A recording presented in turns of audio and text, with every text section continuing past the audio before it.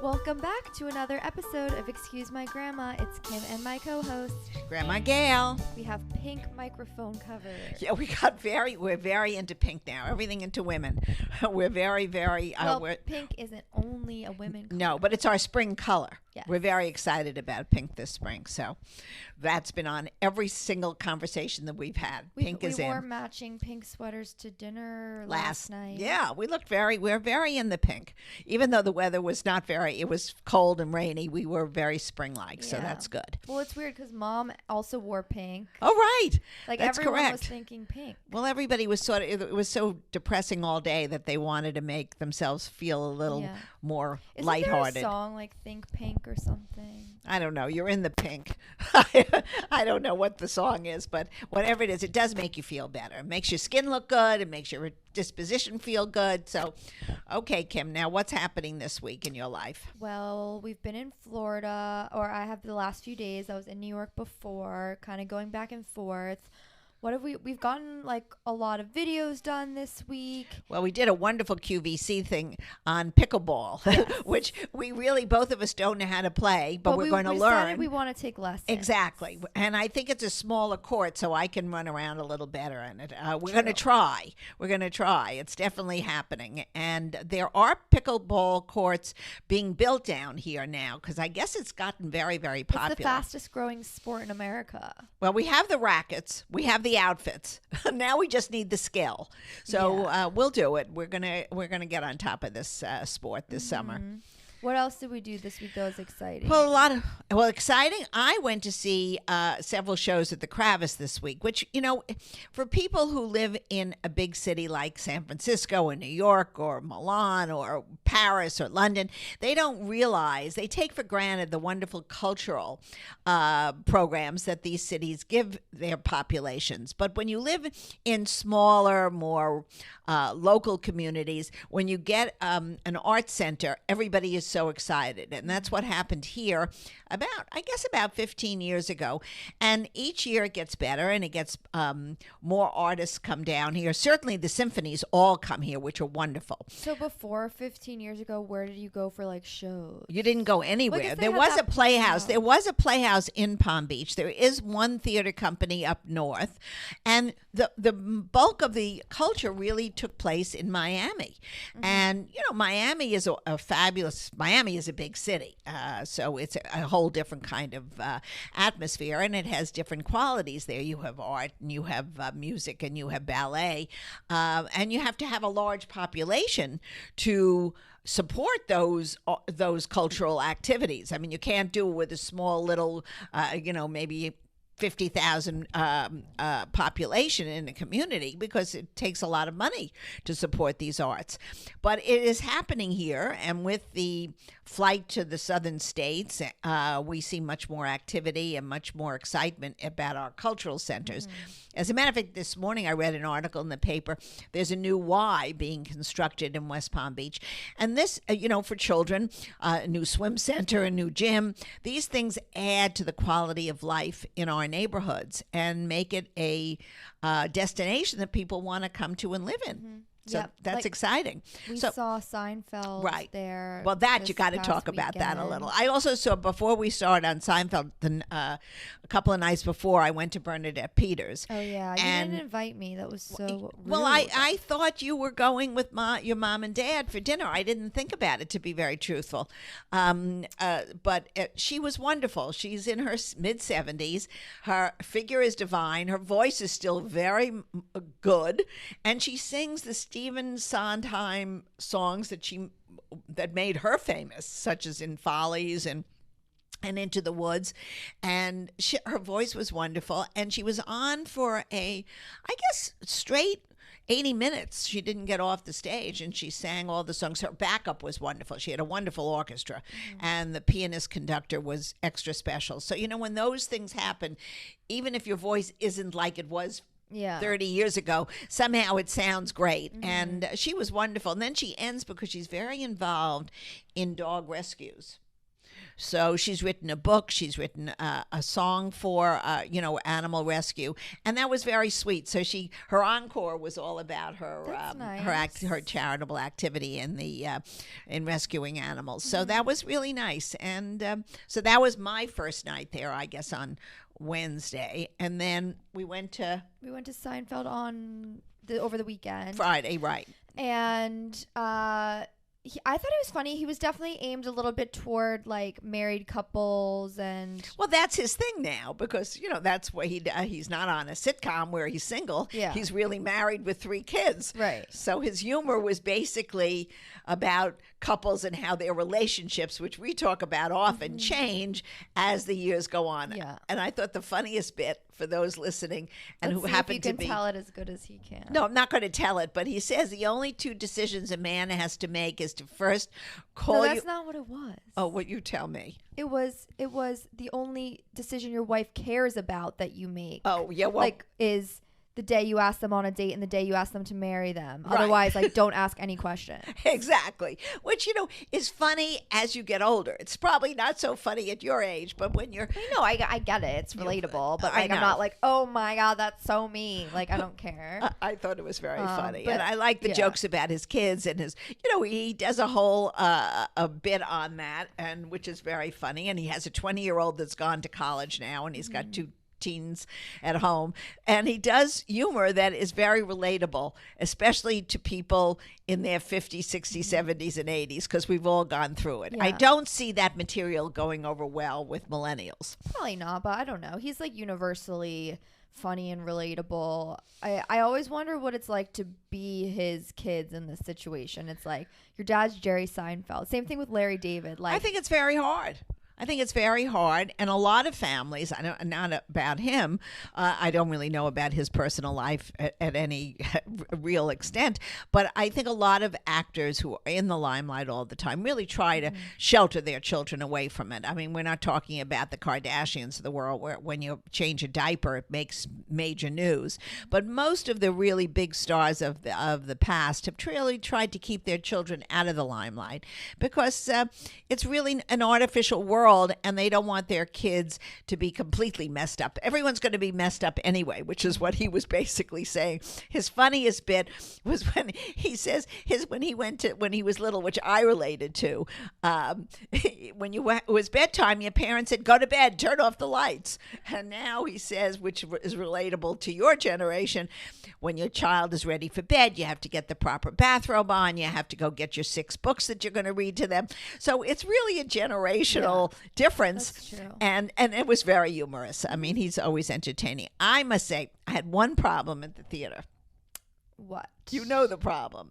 There was a woman sitting behind me that was screaming. I mean, I don't mean laughing. I mean, everybody. She was just laughing. I don't think you can yell at someone for laughing. I didn't yell at her. I said, "Shh, you're making too much noise." I missed half the lines because every joke, she went into a wild tirade that I thought she had given birth or something. Have you ever heard of being told to stop laughing at a comedy Well, show? that wasn't laughing. It was yelling. It was laughing, then yelling. Okay. I think there's a difference. I was sitting next to you, and I did not notice. Well, because she was right behind me. Oh, okay. So I missed, first of all, during the first part, the warm-up act, I missed everything because the woman didn't stop laughing. No, I think also he was mumbling a little bit. Oh. But I thought he was funny. I enjoyed him, but I couldn't hear him. So maybe it was the acoustics. I don't really know what was going on. Well, I don't think the hard in a giant and I don't exactly. I don't think the acoustics are really that fabulous for a one man up on the stage. Right. Except I must say, Bernadette Peters, I understood perfectly. Exactly. So that's not true. I'm going to take that she knows back. how to carry her voice. Yeah, too, maybe. And Seinfeld, you could hear. Yeah, I could hear. You could hear him. I mean, he yells into the mic. Yeah, he yells too. And he was also funny. The one bit I love, which is generational too, is about the water and dehydration. I mean, in the old days, nobody knew about being dehydrated. Now he has to walk. His wife tells him to walk around with a bottle of water all the time, or he'll be dehydrated. Yeah. Which I think you have that same illness, dehydration. I always am walking around with a bottle of water, but I'm never drinking it. Like, I don't know. I just lug it from one place to another and like spill it. It's like a security blanket. Yeah, You're carrying your water not to become dehydrated. Yeah, it's just exactly like the thought that I know that I won't have to be in a situation where I'll be thirsty because I have it, but I'm never. Who's thirsty? That's what he said. He said, "How can you be thirsty?" Thursday, people went for days without drinking water. Now every 5 minutes, somebody says, "Oh, you're going to get dehydrated. Drink water." Yeah. I mean, that was really very funny. His whole bit was funny. And actually, friends of ours, that was Friday night. We went to an early show. I think we ate at 4 to get to the show. I really felt like I was in Florida on Friday because our evening was over at 8:30. Yeah.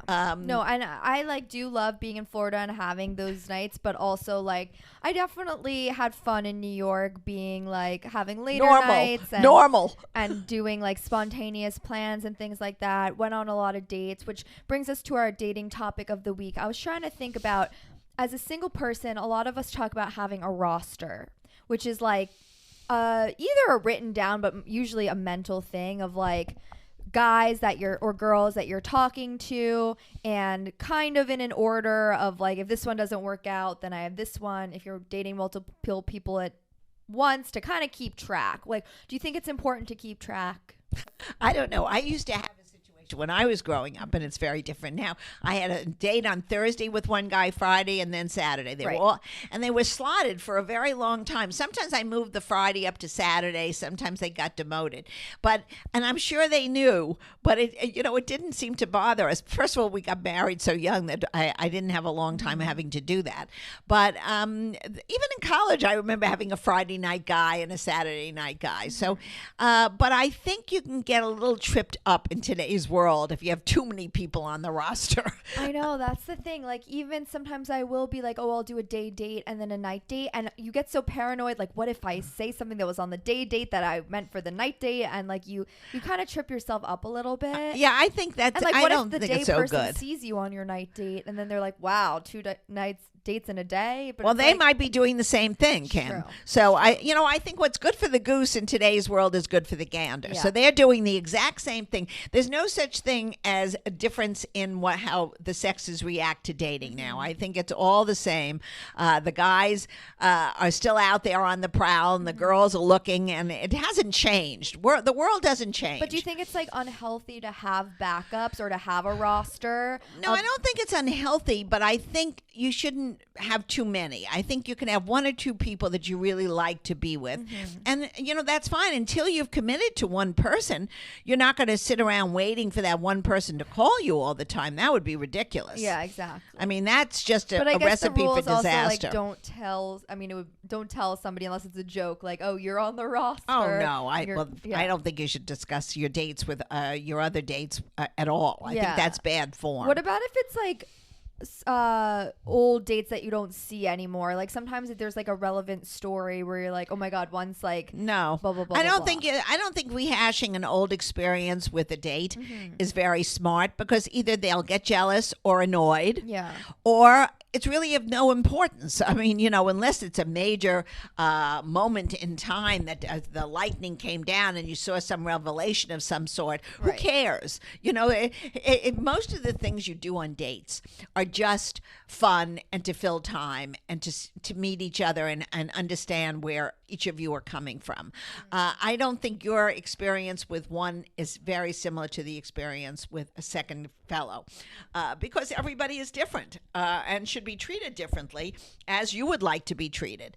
And I think everybody really wants to find somebody they're comfortable with. That's the bottom line. Comfortable with and attracted to, and that you're going to have fun with on a steady basis. And then maybe it'll grow into something even more serious.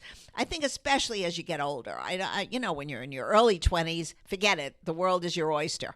And you shouldn't settle about one person. That's wrong, unless you fall madly in love, the two of you.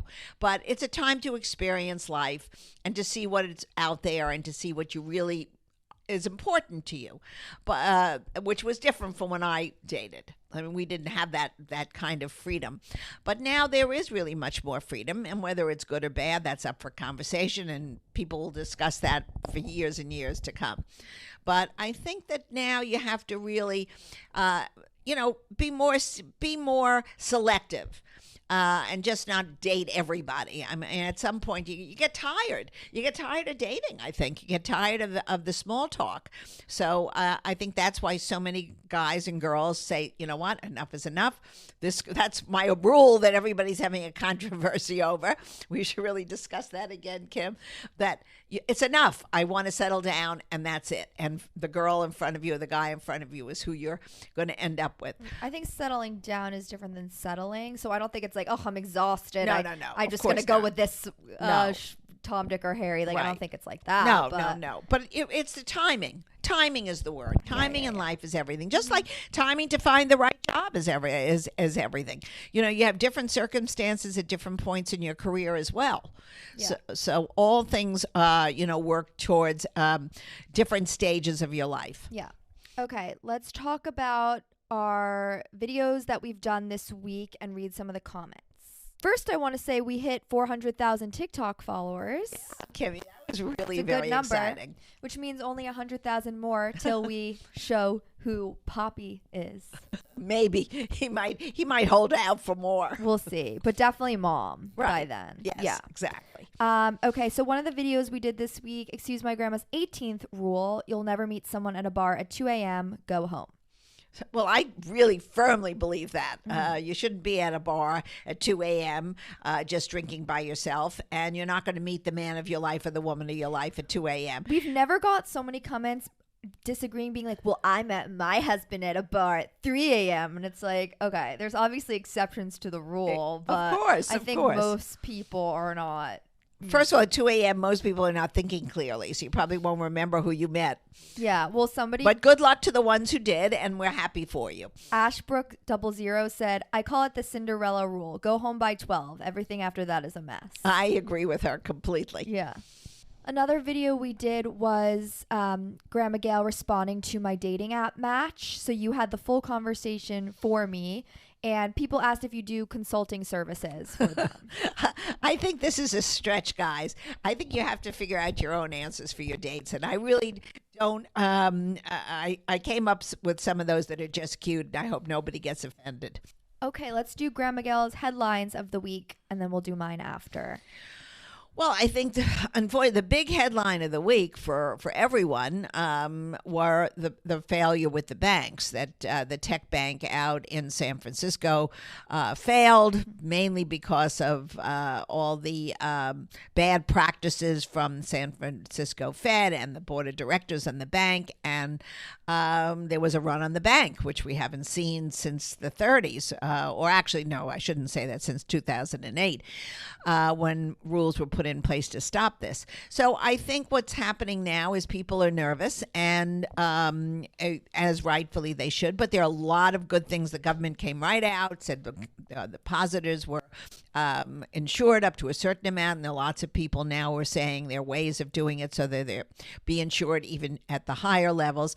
But it just goes to show you that you have to be careful about how you use your money and how you save and how you, I always say you can't keep your eggs in one basket. That's the theme of our dating a subject a couple of weeks ago, and I say it to Kim all the time. Until you're at one particular point in your life where you have one guy and one love, you got to play the field. The same with putting your money in a bank. I would disperse it. If you have a lot of money, disperse it amongst a few of the good banks, and make sure your finances are secure. And that's a very scary thing for young people, and certainly for older people. My headlines, and sorry if these are a bit old because I guess we're filming this before the episode comes out. The Kardashians are not invited to the Met Gala this night. Oh, boo-hoo. Anna must have thought again about that. They were all of them went last year. I think they get too much attention.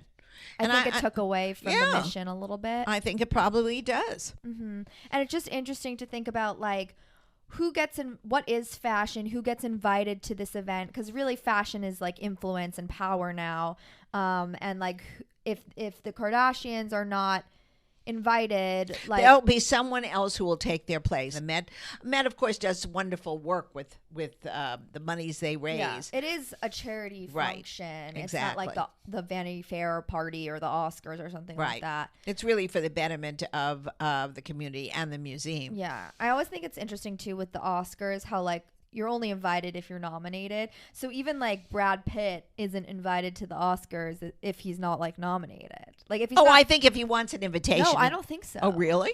I think those people go to like the after parties, but I think if you're not in a film, I don't think you go. I mean, all those people in the audience are attached to a film? Yeah. Oh, okay. Yeah. All right.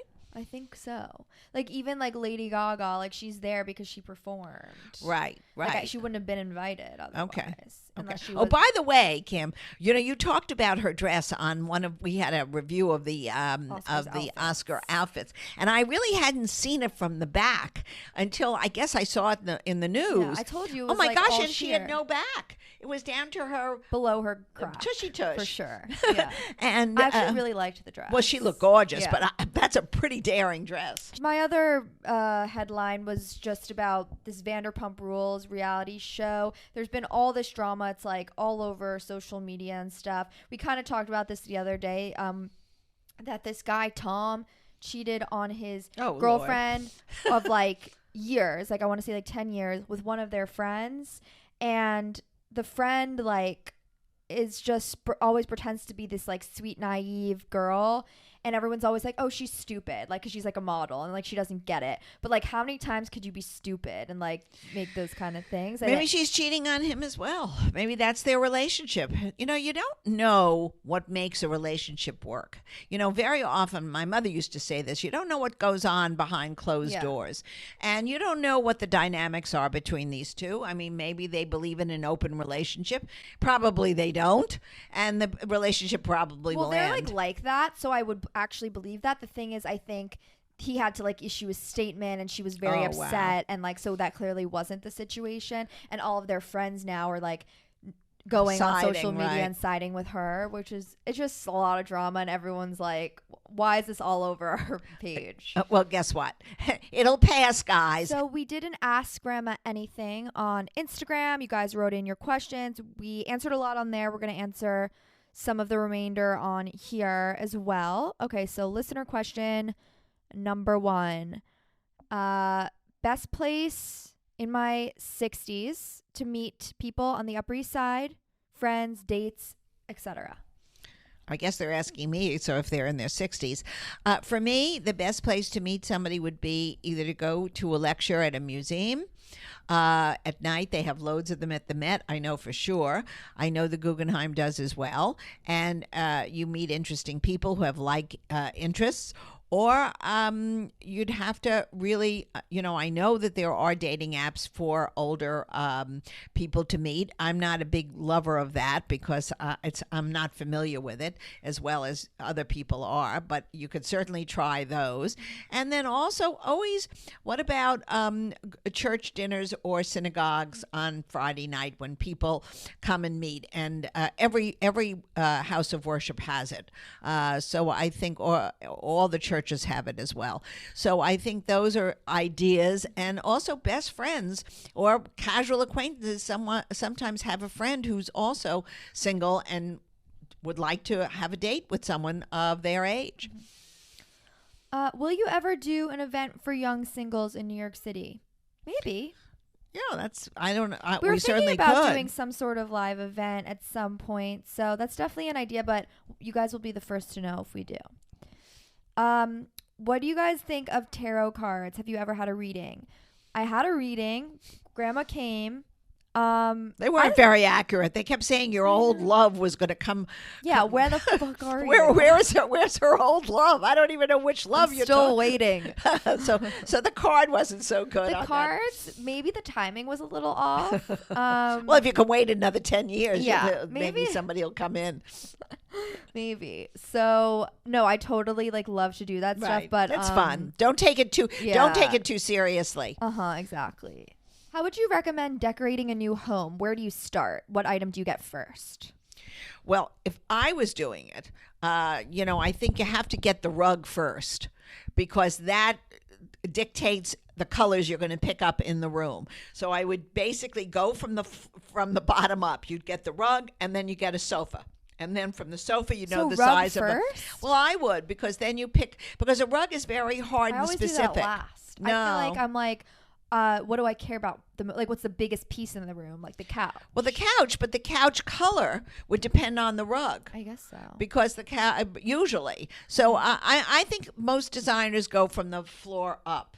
and then you would also pick up a color perhaps from the rug on the walls. So I would definitely say rug first, then sofa, and then your smaller pieces. And of course your TV. Yeah. We can't live without a TV. Wedding dances when you're 65. Love to dance, but don't want to be obvious. Well, what do you mean obvious? You're getting married. And you should be happy. You're wearing a white dress. Like, it's going to be obvious. Well, no, maybe not white. She might not really? wear white at 65. She might wear blush or something. Yeah, okay. But anyway, you know what? Good for you. You're getting married. You're 65. Do whatever makes you happy. I think Fred Astaire studios are still around. So if you need some advice, go to them. I have a friend who always wants to take dancing lessons. A lot of people love it, especially the tango. But I'm like, no one's dancing like that in the club or in a bar. Like, what? Like, no one's like bursting out into like dance moves. You just kind of like nod your head and stand there. So what is the point? Well, I don't know. If you watch the Bollywood movies, which but I that's love, not they're happening. dancing all the time. That's not real life. What do you do with a guy who seems interested but lacks communication?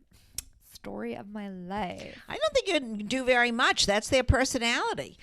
So you either have to, don't expect to change somebody's personality. Nobody, this is a conversation we've now had for 3 years. Communication is your personality? I mean, unfortunately, the days of picking up a phone seem to be gone. So, you can't even tell somebody's personality over a text usually. You can work on communication. That's a behavior. Yeah, you can work on it, but if you have to work on it, then think twice about the relationship. Yeah. I mean, there are a lot of things you have to work on after the relationship takes place. But if you have to work on too many things before, it's better off with someone else. Yeah, like I think that's a big red flag, but if you do want to try to work on it, you can always say only once, but say one thing like if let's say they don't make plans with you or they want to make a plan but it's last minute. Just say like, would love a little bit more advance next time, like my schedule fills up or whatever. Like say one thing, and then if it doesn't change, I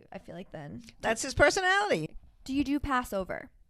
Yes, we do, but unfortunately, because I'm in Florida and some of my children are here, and then some of my children are up in New York, and then two of my grandchildren are not with us because they're far away at school.